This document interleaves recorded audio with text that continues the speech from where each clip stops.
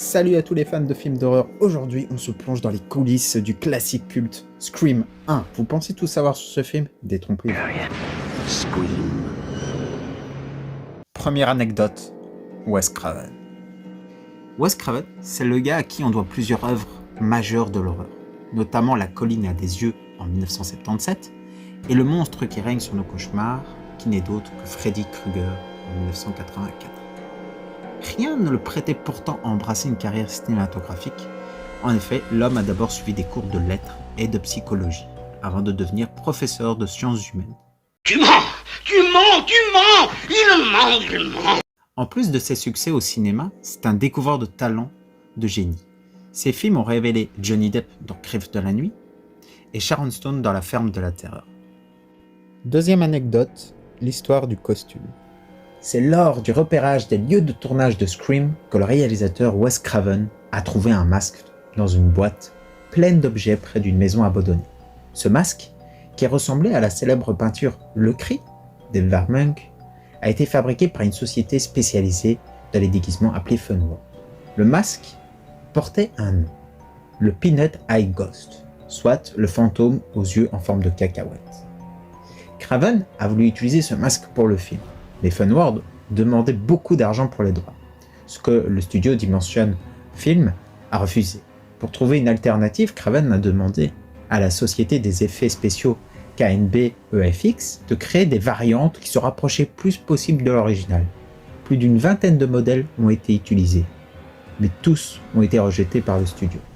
Finalement, Funworld et le studio hollywoodien ont trouvé un arrangement, et les droits ont été cédés à l'équipe du film. Quelques scènes avaient déjà été tournées, mais plusieurs séquences ont été refilmées avec le nouveau costume pour uniformiser le look du tueur. C'est ainsi que le masque de Ghostface, tel que nous le connaissons aujourd'hui, est né. Troisième anecdote. Scream ou Scary Movie? À l'origine, le film Scream devait s'appeler Scary Movie.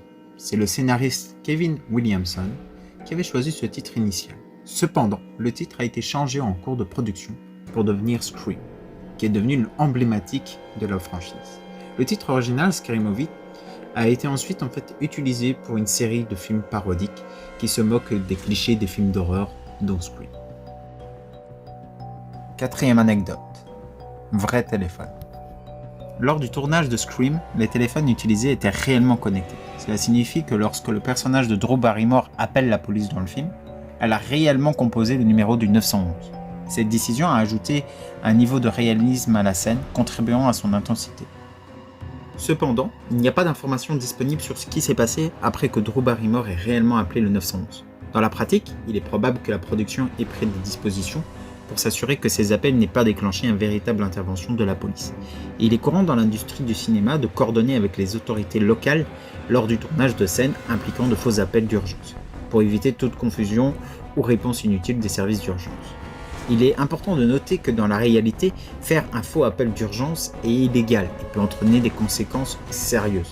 Il est donc essentiel de ne pas reproduire ce genre de comportement en dehors d'un contexte de tournage contrôlé et coordonné.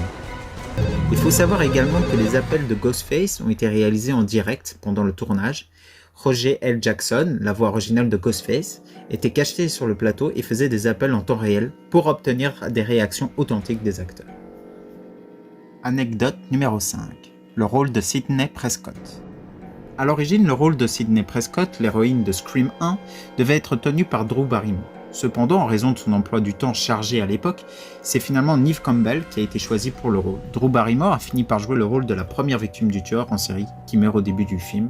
Anecdote numéro 6. De tueur à détective. Matthew Lillard a d'abord auditionné pour le rôle de Billy Loomis dans Scream. Mais le directeur de casting lui a suggéré d'essayer le rôle de Stu, le meilleur ami étrange de Billy. Lillard a accepté et a finalement été choisi pour jouer Stu, l'un des deux tueurs du film. Quelques années plus tard, Lillard a été choisi pour jouer Shaggy Rogers dans l'adaptation en prise de vue réelle de Scooby-Doo en 2002. Sa performance énergétique et son visage expressif ont fait de lui le choix parfait pour incarner ce personnage de dessin animé. Depuis lors, il a repris le rôle de Shaggy dans de nombreuses incarnations de Scooby-Doo.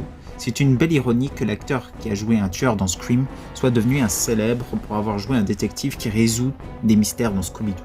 Ça montre la polyvalence de Lillard en tant qu'acteur et sa capacité à apporter quelque chose d'unique à chaque rôle qu'il joue. Anecdote 7. Loomis, un nom pas comme les autres. Dans le film Psychose d'Hitchcock, le personnage de Sam Loomis est l'amant de Marion Crane, la victime du célèbre meurtre sous la douche. Ce film est l'un des plus célèbres d'Hitchcock et a eu une influence majeure sur le genre du thriller. Et quelques années plus tard, dans le film Halloween, on peut voir un personnage qui s'appelle Dr. Loomis. Donc, en nommant le personnage de Billy Loomis dans Scream, les créateurs rendent hommage à la fois à Halloween et surtout à Psychose. Deux films emblématiques du genre de l'horreur, c'est une façon pour eux de reconnaître l'impact de ces films sur le genre de l'horreur et de montrer comment Scream s'inscrit dans cette tradition. Anecdote numéro 8. Wes Craven sort ses griffes.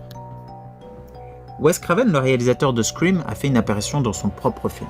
Il a joué Fred le concierge.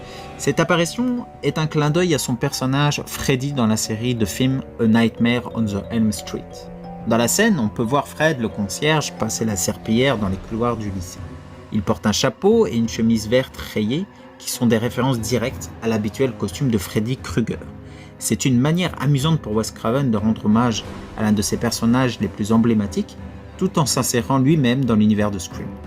Anecdote numéro 9. De l'amour dans l'air. C'est sur le tournage de Scream que les comédiens David Arquette et Courtney Cox se sont rencontrés et ont entamé une relation amoureuse qui durera jusqu'en 2013. Et ils ont eu également un enfant ensemble, dont la marraine n'est d'autre que Jennifer Aniston. Anecdote numéro 10. Rose McGowan et la chatière. Beaucoup de fans affirment que Tatum aurait pu passer à travers la chatière de la porte de garage, sans grande difficulté. Et ils n'auraient pas tort, car dans les faits, Rose n'avait aucun mal à s'y faufiler. D'ailleurs, ils ont dû agrafer son t-shirt à la porte de garage pour pas qu'elle glisse. Anecdote numéro 11. Lieu de tournage. Autre lieu très important, c'est Hillsburg, où plusieurs scènes de Scream 1 ont été tournées, notamment au 320 Center Street, qui est un magasin, à Hillsburg Town Square et un ancien collège du comté de Sonoma. Les scènes du lycée, à partir de la 37e minute, ont été tournées là-bas. À la fin du film, on peut voir la maison de Stu Macher. Celle-ci est située au 3871 Tomales Petaluma Road. Et c'est en Californie. Cette maison est située en haut des montagnes. Elle est isolée. Anecdote numéro 12. Le vrai tueur. Le tueur en série du film est inspiré d'un véritable tueur, ayant sévi en Floride. Surnommé The Gainesville Reaper, il a été rendu coupable de 8 meurtres et a été exécuté par injection létale en 2006. Le point commun entre Danny Rowling, donc appelé Gainesville Reaper, et Ghostface, le tueur de la franchise Scream, réside dans la manière dont ils ont terrorisé la ville. Terroriser une petite ville, Danny Rowling a semé la terreur à Gainesville, en Floride, en tuant 5 étudiants en l'espace de 4 jours, en août 1990. De la même manière, dans Scream, Ghostface terrorise la petite ville fictive de Woodsboro, en Californie. Entré par les fenêtres, Rowling est entré par les fenêtres pour commettre ses meurtres, de la même façon que Ghostface est souvent montré en train de grimper par les fenêtres pour atteindre ses victimes. Absence de motif, Rowling a affirmé qu'il n'avait pas de motif pour ses meurtres. De même, dans Scream, Billy Loomis, l'un des personnages qui se cache derrière le masque de Ghostface, dit à Sidney que tous les tueurs n'ont pas besoin de motif. Cependant, contrairement à Rowling, Billy avait en réalité un motif. Il voulait se venger de Sidney et de sa mère. Ces similitudes sont dues au fait que le scénariste de Scream, Kevin Williamson, s'est inspiré de l'histoire de Danny Rowling pour écrire le film. Anecdote numéro 13. La marée rouge. Le tournage de Scream a nécessité environ 200 litres de faux sang. Anecdote numéro 14. Qui porte vraiment le costume? Lors des scènes d'apparition de Ghostface, c'est souvent un cascadeur qui porte le costume pour les scènes d'action. Cela permet d'assurer la sécurité des acteurs et de réaliser des mouvements plus spectaculaires. Les acteurs Skip Ulrich et Matthew Lillard, qui jouent respectivement Billy Loomis et Stu Macher, portent également le costume dans certaines scènes. Il est important de noter que lors des appels téléphoniques, la voix de Ghostface est celle de l'acteur Roger L. Jackson, qui n'apparaît pas à l'écran. Sa voix a été modifiée pour être méconnaissable et ajouter une couche supplémentaire de mystère à l'identité de Ghostface. Anecdote numéro 15. Qui savait qui était le tueur? Dans le but de maintenir le suspense et l'authenticité des performances, les acteurs de Scream ne recevaient parfois que des bribes de scénario, et parfois même des versions fausses. La fin n'était dévoilée qu'aux comédiens directement concernés. Cela signifie que tous les acteurs ne savaient pas nécessairement qui était le tueur jusqu'à que les scènes pertinentes soient tournées. Cette approche a aidé à garder le mystère vivant, non seulement pour le public, mais aussi pour les acteurs eux-mêmes. Anecdote numéro 16. Méta avant l'heure. Dans la scène d'ouverture, Casey Baker, interprété par Drew Barrymore, reçoit un appel téléphonique du tueur masqué. Il discute des règles de films d'horreur, notamment le fait que les personnages qui ont des relations sexuelles sont souvent les premiers à mourir. Tout au long du film, Sidney Prescott, interprétée par Neve Campbell, essaie de naviguer dans les règles du genre, tout en étant elle-même impliquée dans une histoire d'horreur réelle. Deuxième méta, c'est le rôle des médias. Gail Weathers, interprétée par Courtney Cox, est un reporter qui couvre les meurtres de Woodsboro. Elle est obsédée par la recherche d'un bon scoop. Dans la scène où Gail Weathers interviewe Sidney, elle essaie de la pousser à révéler des détails personnels sur sa mère assassinée. Cela montre notamment les médias qui exploitent les tragédies pour le divertissement. La méta la plus visible du film, c'est celle de Randy. Explication, Randy explique aux autres personnages qu'il y a des règles dans le genre de l'horreur, alors qu'eux-mêmes sont en train de vivre des scènes d'horreur. Donc c'est le personnage sans doute le plus méta de Scream. Anecdote numéro 17, combien de semaines de tournage? Le tournage du film a duré environ 8 semaines. De nombreuses scènes ont été tournées de nuit, ce qui a rendu le planning très exigeant pour les acteurs et l'équipe technique. Cela a parfois conduit à des journées de travail très longues et épuisantes. Pour la fête de Stu, il a fallu 21 jours du coucher au lever du soleil. L'équipe du film l'a surnommée la plus longue nuit de l'histoire de l'horreur. Anecdote numéro 18. Pas la même dégaine sur l'affiche.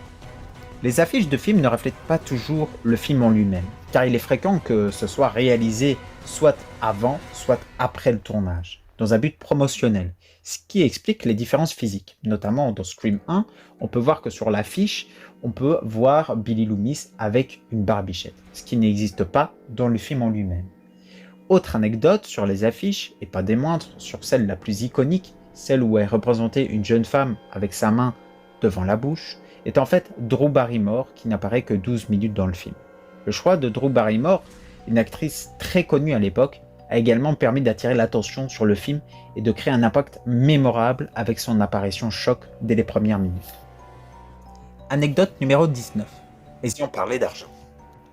Le film a coûté 15 millions de dollars et celui-ci a rapporté 173 millions de dollars dans le monde, ce qui est colossal à l'époque pour un film du genre. 20e anecdote, polémique, es-tu là? Le film a été critiqué dès sa sortie pour violence graphique et un potentiel à influencer les jeunes spectateurs. En raison de son comportement violent, le réalisateur Wes Craven a dû faire plusieurs coupes pour obtenir une classification R aux États-Unis. Après la sortie du film, certains crimes ont été comparés aux scènes de Scream, ce qui a alimenté le débat sur l'impact des films d'horreur sur le comportement des individus, sujet qui sera notamment traité dans le deuxième film. Malgré les polémiques, le film est devenu un film culte des années 90. Si vous aussi vous aimez ce genre d'anecdotes du cinéma ou de la télévision, je vous invite à mettre un pouce et à vous abonner et activer la petite cloche pour ne rien manquer des prochaines vidéos. À bientôt. The moment when the supposedly dead killer comes back to life for one last scare.